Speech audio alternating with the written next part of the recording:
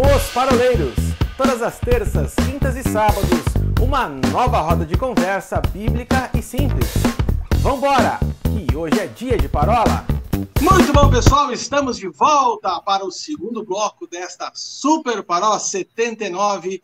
O nosso convidado internacional, pastor Cleison Fleury, falando diretamente lá da República Dominicana, lá de Santo Domingo. Mais uma vez, pastor, bem-vindo a esta roda de parola. Que alegria ter você com a gente aqui. Graças. Grande prazer. Para quem não sabe, República Dominicana faz fronteira com Presidente Prudente, com Curitiba, né? Do lado, bem pertinho. Do lado. Logo ali. No meio é a Noruega. Percebe-se que a geografia é nosso forte, né? É aqui, ó. Aqui, ó, a fronteira aqui, ó. A fronteira aqui, ó. Tá parecendo americano. A norte de Presidente Prudente, República Dominicana. A noroeste fica Curitiba, né? E aqui a leste fica São Paulo. Então, essa erva do tererê tá afetada. Exatamente. Não perca. Acho que eu vou jogar fora. Você que está nos assistindo, por favor, não perca. Na parola 80, nós iremos falar sobre os mapas de Paulo. Geografia, exatamente. Parola 80. Nós vamos falar sobre missões, né, de novo, mas olhando mais para o mapa, tal, olhando de uma forma mais geográfica. Vai começar com a missão da igreja na Austrália. Quando o Timóteo chamou Zaqueu. Olha, já conseguiu. Peraí, Arthur, para de atrapalhar, nós estamos gravando aqui. Nós já arranjamos um quarto paroleiro. Ele, em menos de meia hora, ele já entrou na vibe. Ele já se ligou, entendeu? Como que funciona? Muito bem. Timóteo, na Austrália, nós estamos bem. Vamos lá. Verdade. Gente, vamos dar sequência aqui então na nossa conversa. Dessa vez, no segundo bloco, nós temos aqui alguns minutos para falar a respeito dos desafios da missão transcultural. O pastor Cleison, quando chegou em Santo Domingo, eu tenho certeza que ele não encontrou um mundo perfeito, um pote de ouro no final do arco-íris e outras coisas que a gente imagina que são parte da nossa imaginação, de que tudo são flores. A gente sabe quando chega em outra nação, outro povo, existe uma questão de cultura, de língua, de alimentação, enfim. Pastor, conta pra gente, como é que foi quando você chegou aí em Santo Domingo? Quais foram esses choques iniciais que você teve? Quais foram os desafios para o teu ministério aí na República Dominicana? Acho que é importante entender que qualquer cultura, você vai enfrentar um choque cultural de acordo com a tua visão. Nós somos construídos com a cosmovisão nossa muito pessoal. Essa é a nossa lente, de que maneira que eu vejo o mundo, relaciono com o mundo, o que eu como, o que eu visto. Então, acho que o que nós enfrentamos aqui, é lógico que com as diferenças de cada povo, enfrentamos a primeira dificuldade que enfrentamos foi o idioma, porque apesar de termos uma noção do espanhol e falarmos um pouco espanhol, depois de um dia de espanhol, quando eu chegava no final da tarde, o maxilar doía, a mente parece que estava cansada, exausta, e foi assim algum tempo. Eu acredito que demorou aí mais ou menos um mês para acostumar com os fonemas, com os sons, com a maneira de conversar, o som mais aberto, a boca diferente, a entonação. Acho que primeiro foi a língua. Depois, acho que o clima muito semelhante ao Brasil, um pouco úmido, um pouco calor também. Acho que o segundo choque que a gente teve mais perto foi o choque de relacionamento, de como as pessoas se relacionam, de como essa questão da privacidade. O caribenho ele entra mais um pouco na sua vida sem você deixar, né? Então, acho que esse foi um segundo aspecto, de como eles se relacionam, de que maneira que eles se interagem. O outro choque que a gente enfrentou foi o choque alimentar, da comida, como eles comem, né? Eu estava ouvindo você falar, né? Não é tudo um mar de rosas e não é tudo um pote de ouro, né? Você podia ter usado. Não é uma churrasqueira com a picanha sendo assada no final do arco-íris, né? Porque aqui nós tivemos que nos adaptar ao tipo de comida deles, né? Onde se come muito, quando a gente fala de carne, mais frango e mais carne de porco. Essa é mais a cultura espanhola, né? A cultura espanhola come mais carne de porco e frango. Então, chegou um momento aqui que eu acho que estava dando pena já nas minhas costas, né? Porque só muito frango, né? E muita carne de porco. E carne de vaca você não encontra, até encontra, mas são uns tipos de corte diferente, então você acaba diminuindo a quantidade de carne. A alimentação deles baseada basicamente em víveres, que eles chamam, que é da nossa famosa mandioca, que é um tipo de mandioca diferente deles aqui, o cará, que é um outro tipo de tubérculo que eles comem, e também batata doce, e comem banana, muita banana, que é como se fosse a nossa banana da terra, só que a cultura espanhola, dominicana, come a banana em diversas formas de fazer. Por exemplo, enquanto você faz o purê de batata no Brasil, eles fazem o mangu, que é o mesmo processo, só que banana verde cozida, né, e amassada. No lugar da batata é a banana, tem um sabor muito peculiar. Eles acostumam e comem isso de manhã, de tarde e de noite, os víveres, né, esses tubérculos, em todas as refeições. Então, basicamente, um dominicano ele não tem dificuldade com comida. Ele 6 da manhã, 5 da manhã que ele acorda, o desayuno deles, o café da manhã deles, basicamente, é isso, né? Esse tubérculo, esse cozido, essa banana cozida verde, um salame, que no Brasil é como se fosse o sadilar aí do Brasil, esse salame pequeno, não é o salame italiano que eu estou falando, é aquela mortadela sadilar, eles fritam isso, né? Então é muito costume deles comerem de manhã isso no café da manhã. E depende do lugar, também o Haiti, né? Também tem isso na cultura, mas aqui também, até às vezes um macarrão, um molho vermelho no café da manhã, e isso não é refeição, porque macarrão para eles não é refeição, né? Então, um choque, né? Alguns tipos de comida, como sancocho, então isso é o que toca o paladar nosso, né? Você tá vendo, né, Paulinho? Da próxima vez que eu for para tua casa, para de fazer macarrão, entendeu? Não, macarrão da comida. Aprenda, por favor, entendeu? Macarrão vai ser no café da manhã. Vai ser no café da manhã. Já aprendi. E se você reclamar, eu falo, não, cara, isso aqui e nós vamos fazer o seguinte. Nós vamos fazer o churrasco, manda uma foto pro Cleison e fala assim, Cleison. Churrasco da madrugada. Só em termos de curiosidade, eu tenho um conhecido meu que ele é brasileiro, mas ele é missionário hoje em Pescara, na Itália. E ele teve uma época que ele passou no norte da Itália, ali, perto de Veneza, não vou lembrar o nome da cidade certinho, mas ele falou que enquanto ele esteve hospedado na casa de uma italiana, que o café da manhã deles era macarrão com iogurte. Sim. Então, cara, você vê como é um troço, o paladar é um negócio que varia muito de lugar para lugar, né? Iogurte com macarrão de manhã cedo, cara. E eles olham a gente tomar um café com leite, um pingado, que a gente chama, e um pãozinho com manteiga, eles falam assim, você não vai comer nada, não? Você vai passar fome. Você sabe que eu passei 11 dias no Panamá em um projeto missionário no ano de 2016, e quando eu desembarquei no Brasil, eu fui na casa do Wilson. O Wilson fez O que era aquilo? Era um filé mignon, né, Will? Coberto de um... Cara, aquilo foi muito bom, porque eu passei 11 dias comendo banana, polho e chancho. Banana, polho e chancho. Frango e porco. Cara, que delícia comer carne de novo, né? Feijão preto é muito próximo à culinária. Ô, Cleison, você falou assim dos choques, né? Agora, e o choque com a realidade da igreja?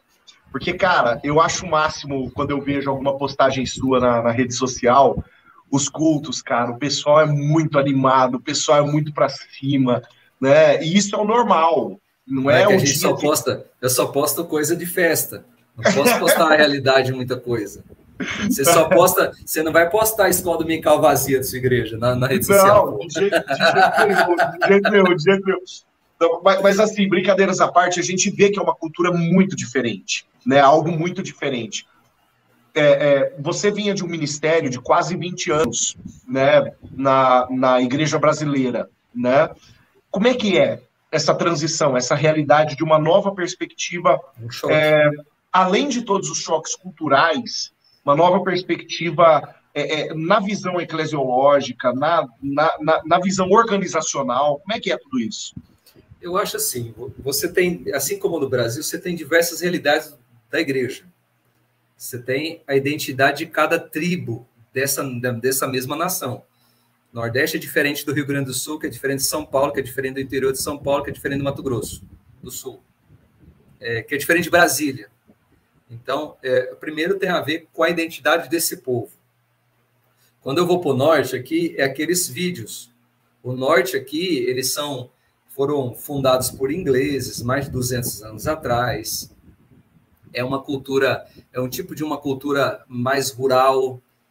As festas têm a ver, por exemplo, a festa da colheita tem a ver com Decano, levar alimento e celebrar a colheita, como se fosse uma festa rural.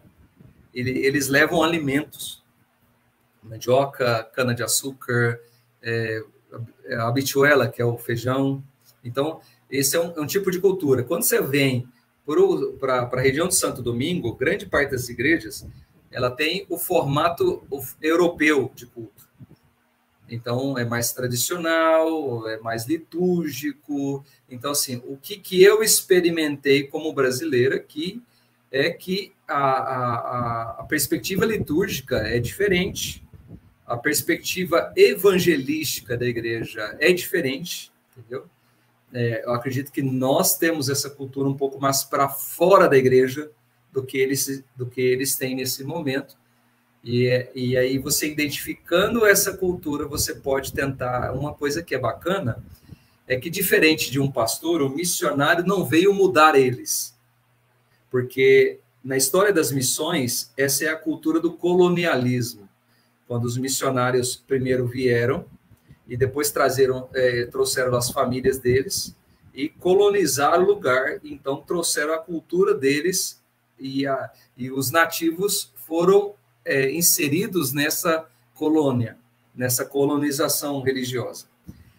A perspectiva nossa de missões transculturais é o que eu posso, nessa sua perspectiva, te ajudar a desenvolver ou a chegar um pouco mais adiante. A gente não faz, os nossos resultados não são mensuráveis do ponto de vista contábeis, mas é você trabalhar as perspectivas e o olhar dele. Por que a gente não olha para ali também?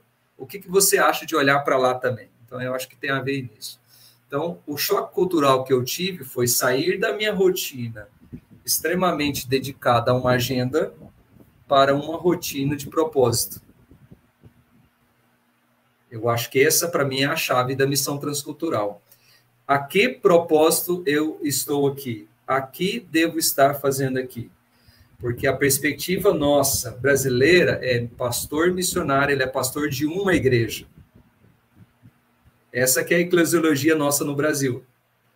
A eclesiologia de missionários em outros povos, como os americanos que vêm aqui e outros missionários, eles ajudam em projetos e desenvolvimento de projetos, como eu estou fazendo com eles, tentando adicionar o pastoreio de pastores, tentando adicionar o ministério evangelístico a partir de uma perspectiva de discipulado, entendeu?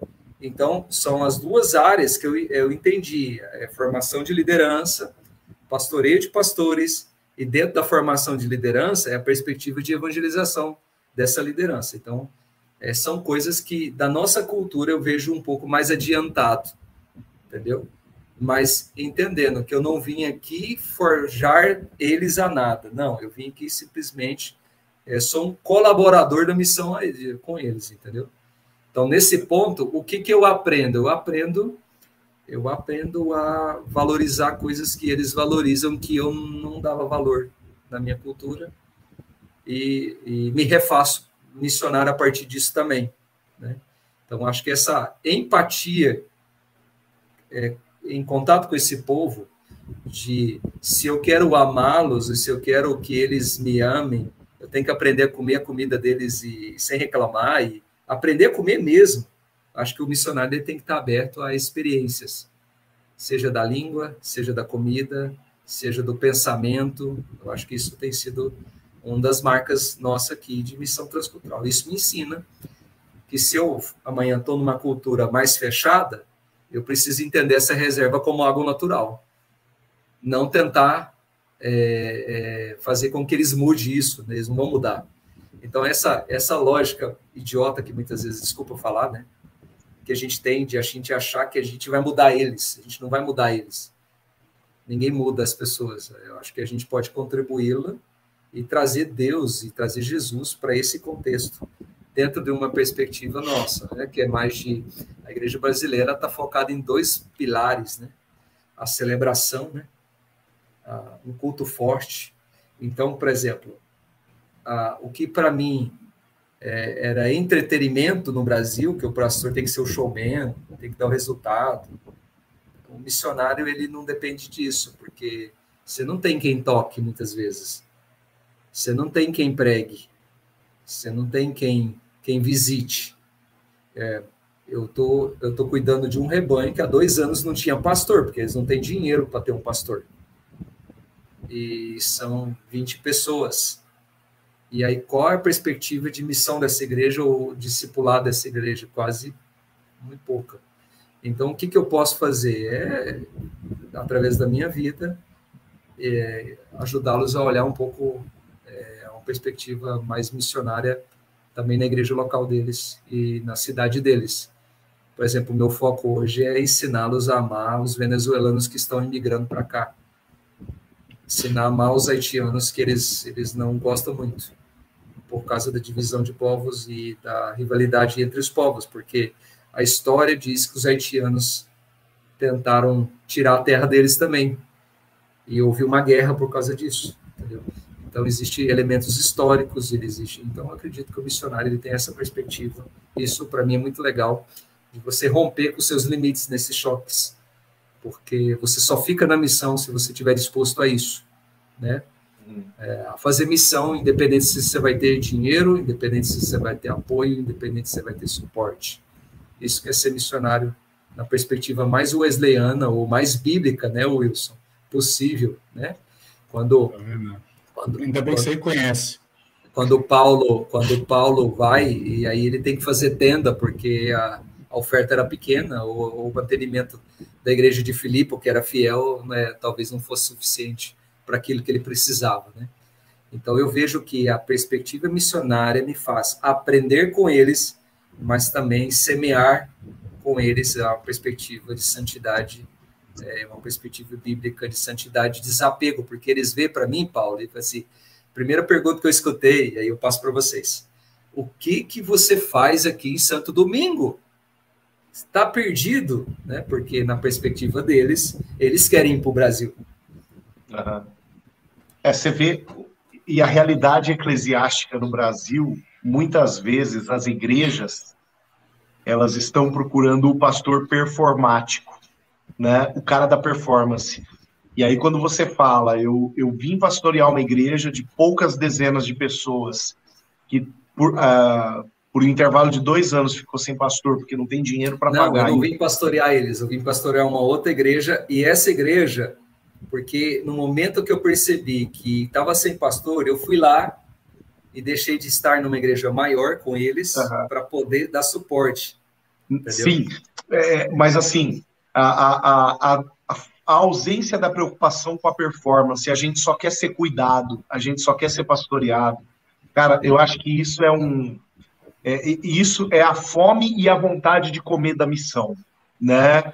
O desejo de ser relevante pelo evangelho na vida de alguém, enquanto, de fato, a criação, pelo outro lado, está gemendo pela manifestação de um filho que venha cuidar, que venha ministrar, que venha... Eu vejo um resgate do evangelho da simplicidade, em suas palavras. Entendeu? Evangelho da simplicidade. Eu achei interessante que o Cleison ele citou Filipe, né? A igreja de Filipos, né? e o sentimento que eles tinham, né, chegou a ponto de se doarem a tal ponto, né? Paulo ele vai escrever a esse respeito, e você mencionou a respeito de Paulo fazer tendas. E é interessante que ele passa a fazer isso, né? Ele tem esse ofício junto com Priscila e Áquila, exatamente por conta de um sentimento que ele discerniu, que dentro da igreja o pessoal estava falando assim, rapaz, esse cara aí ele vai querer nosso subsídio aqui, né? E ele mesmo fala, porque eu não quis ser pesado para vocês, então, olha, não quero.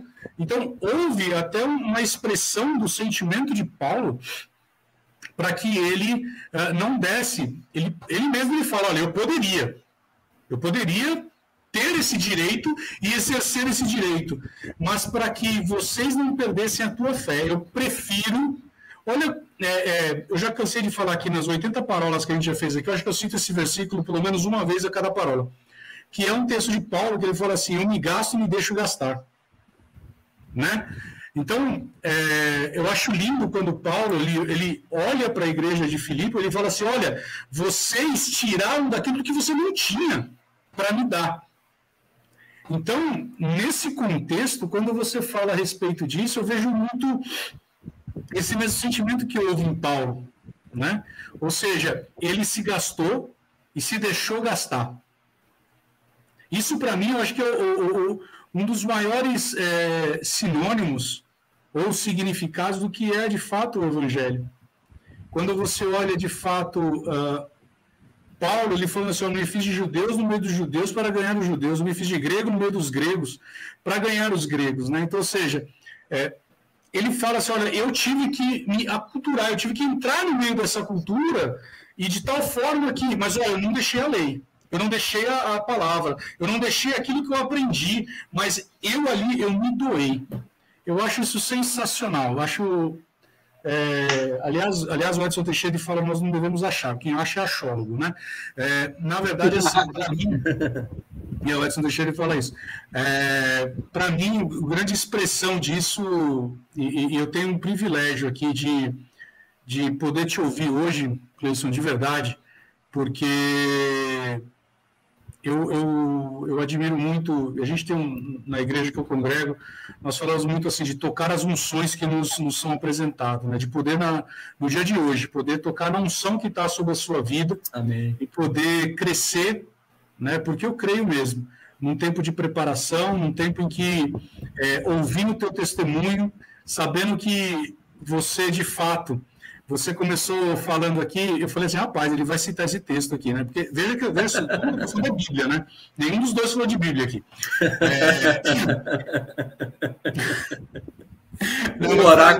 O oráculo não é bíblico. Não é. Deixa o Bispo Adonias saber. Bispo Adonias, queremos aqui, hein? Na verdade, assim, quando você fala, né, que você renunciou, e aqui eu não estou para, de forma alguma, engordar o teu coração, não é para isso, porque até Deus ele conhece muito bem Deus, daquilo que já está na sua vida. Mas o que eu queria dizer para você, aquilo que Paulo, né, eu deixo para trás tudo que fica, né, para prosseguir, né, e tenho por perda, né, ele olha para o seu currículo e fala, cara, isso aqui, ó, é esterco, porque o que eu quero mesmo é o alvo. E eu quero te agradecer, Cleison, de verdade, por poder nos permitir, nesse dia, poder tocar nessa unção que há sobre a sua vida. Porque eu tenho dito aqui, a unção que você considera é a unção que você recebe. Então, obrigado por nos permitir tocar nessa unção. Meninos, deixa eu dar uma polemizada aqui, né? Hoje eu vou fazer o papel do oráculo, polemizando no final da parola. O propósito aqui é estourar o relógio mesmo e dane-se.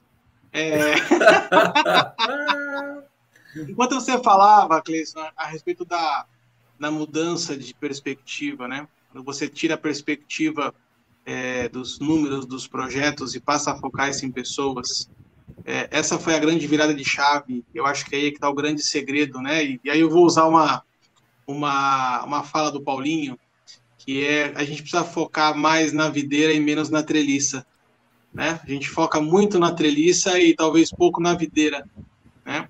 E eu vejo assim muito muito forte quando você falava a respeito do primeiro bloco, como é que foi a respeito do teu chamado. e você falava assim, as pessoas viraram para mim e falavam assim, você é maluco, você é louco, né? E por que a maioria das pessoas pensam dessa forma? Porque a gente usa uma matemática dentro da cabeça e fato é que a conta não fecha. Quando você fala de missões transculturais, você sair da sua nação e para uma outra nação, a conta não fecha. Mas enquanto o pensamento das pessoas for exatamente, o primeiro pensamento for esse, a conta não fecha, a missão nunca vai queimar no coração das pessoas. Né? Porque o foco tem que ser as pessoas, e não se a conta fecha ou não. Né? Então, acho que esse se eu pudesse assim, resumir muito do que você disse, não que o resto não foi importante, foi maravilhoso, mas no meu coração bateu isso muito forte, tá? Eu deixo de pensar em projetos, deixo de pensar em estrutura e passo a pensar em pessoas. Né? Missão nada mais é do que você focar em pessoas. Jesus disse, vai e fazer discípulos. Não disse, vai e fazer membros da minha igreja. E a gente tem que ter essa perspectiva, né? O foco são as pessoas. Mas eu queria dar uma última... Eu queria que você fosse bem sucinto mesmo. Quando a gente fala de missões transculturais, a gente fala geralmente de um missionário que vai para um outro povo, e aí você usou uma palavra muito bacana, que é de colonização, né, ou de catequização. Né? Lembrando que o Brasil foi uma missão transcultural dos portugueses. Eles vieram aqui e colonizaram os índios que habitavam para o catolicismo. Mas eu vejo muito movimento hoje, por exemplo, de pessoas indo para outras nações para pastorear a igreja de brasileiros. Né? E isso eu posso considerar como uma missão transcultural? O que você acha, Cleison? Então, depende do que você entende de transculturalidade, porque um brasileiro que está há muito tempo nos Estados Unidos, ele já deixou de ser um brasileiro nato, porque ele já tem interferências da cultura sobre ele, né? Eu acredito assim, cada um tem uma perspectiva de missões. Eu não deixo de falar para Jesus porque ele é brasileiro ou é dominicano. Eu falo para Jesus, para as pessoas que eu encontro. É lógico que o meu enfoque, ele está no dominicano, entende? Mas se chegasse o momento e eu percebesse a orientação de Deus para olhar para um brasileiro, para outro que está sem pastor, eu acho que o enfoque de missões é aonde eu estou, quem eu posso influenciar para aproveitar esse tempo, eu acredito que seja uma possibilidade. Não é a minha perspectiva. Eu não acredito que Deus me tiraria do Brasil para vir aqui trabalhar com o brasileiro. Não é a minha perspectiva missionária, entende? Mas eu não posso desacreditar de alguém que possa estar em outra nação atendendo os brasileiros, se muitos saíram com a necessidade de sua própria vida e estão em outra nação e precisam ser pastoreados. Eu não perderia esse tempo de estar em outra cultura, vivendo só num gueto brasileiro.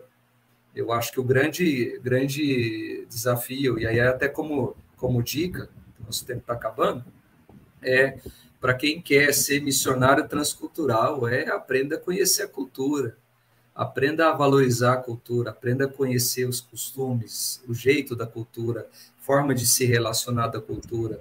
Aquilo que para você pode ser uma coisa boa, pode ser ofensa para outra cultura. Então, eu acho que você precisa se preparar de acordo com o enfoque ou com o chamado que Deus está te levando naquela cultura. Muito obrigado, gente. Mas peraí, que eu quero aproveitar. Não sei, vai saber. Não, eu quero aproveitar uma deixa que o Wilson deu, quando ele falou acerca de tocar a unção, né?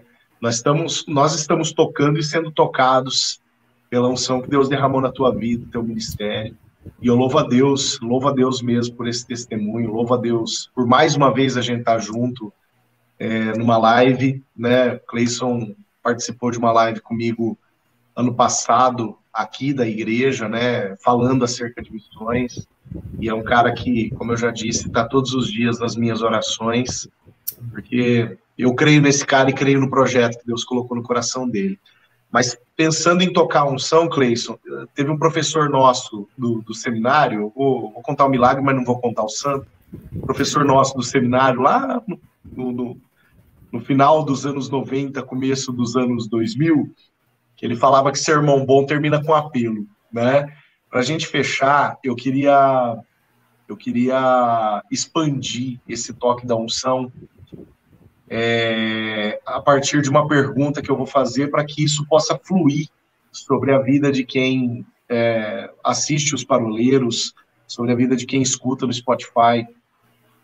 O que você diz para aquele irmão, para aquela irmã que escutou essa parola até agora, primeiro bloco, segundo bloco, e que tem o coração ardendo pela missão, que tem o coração ardendo pela obra missionária, que não sabe o que fazer, não sabe por onde começar, não tem ideia de que passos dar? O que você diria para essa pessoa exclusivamente? Glória a Deus, busque confirmação do teu chamado, fale com o teu pastor, seja frutífero na tua igreja, e se você quer nutrir missões transculturais, escutam gente, tem pessoas que têm frutos, que tiveram ou têm experiências. Se você tem um enfoque em uma nação, aprenda a língua, porque uma das coisas mais importantes de respeito que você pode ter a um povo é aprendendo sua língua, aprendendo a comunicar, porque nós que dependemos da comunicação, dependemos da língua. Acho que isso é o meu conselho. Estude, né? Se doe, se entregue. Eu vou contar uma experiência para encerrar. Primeira semana que eu cheguei aqui, não havia apartamento para eu morar. Eu fiquei num hostel. O bispo aqui arrumou um hostel, só que é caro para a realidade deles. E aí o bispo conseguiu arrumar um apartamento aqui alugado, só que esse apartamento, ele conseguiu a chave do apartamento e não tinha energia no apartamento. E eu sabia que era caro e estava pesado para eles. Eu peguei a chave e falei, bispo, eu estou indo com a minha família para lá. Ele falou assim, mas não tem energia. Eu falei, mas eu estou indo no apartamento. Eu sei que está pesado para vocês, tal. Como testemunho, eu fiquei 2 dias e meio sem energia, vivendo num apartamento, sem móveis, sem nada. Eu consegui um colchão, jogamos no chão e dormimos os 2 primeiros dias, assim, depois de 3 que a gente já estava aqui. Sabe o que isso trouxe para eles? Trouxe o desejo assim, uau, ele sai da nação dele, com a família dele, a gente esperou uma pompa, espera que o missionário seja isso, aquilo, e de repente ele dormiu no chão como nós.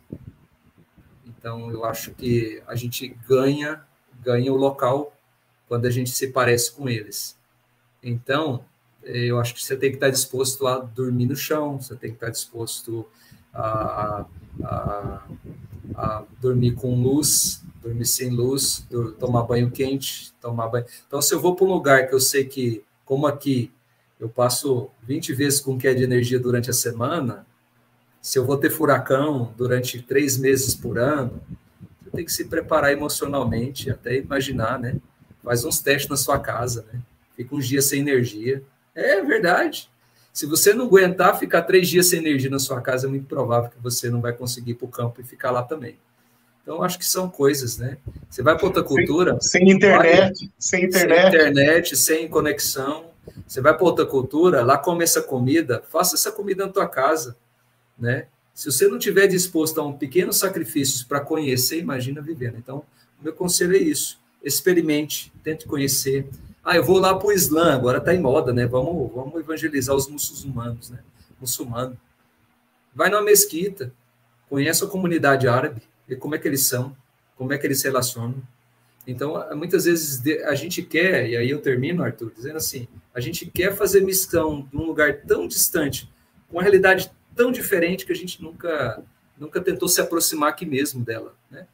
Então, que Deus possa nos ajudar e entender que missão, a gente se prepara para um dia. Agora, o Cronos é a tempo de Deus. Deus esperou, eu tenho um chamado de missão transcultural e Deus me fala muito claramente que um dia eu vou para a Europa, não sei quanto. Quanto tempo já passou? Mas eu não perdi o enfoque.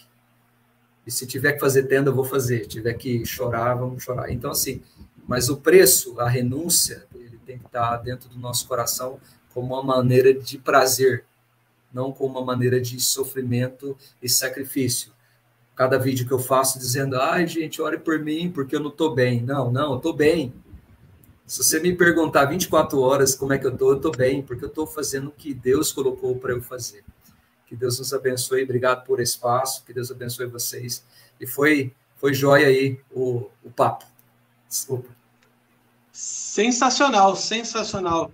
É isso, a gente está profundamente honrado com a tua presença, cara. Eu me sinto honrado realmente de ter alguém com um coração tão bonito, tão especial quanto o teu, cara. Que você continue dia após dia ardendo por Jesus, né, cara? E refletindo a imagem dele para os dominicanos aí de Santo Domingo. Eu queria deixar aqui para quem está nos acompanhando, se você quiser seguir o Cleison, caramba, nas redes sociais, @Cleison Fleury, Cleison com K, Fleury com Y, você vai encontrar lá no Instagram o perfil lá do Pastor Cleison.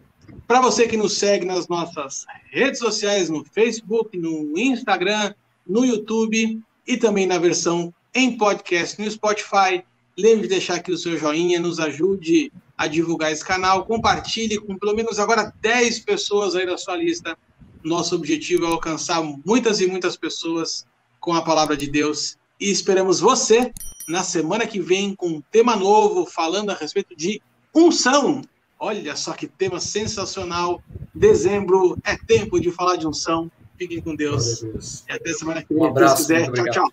Tchau, tchau.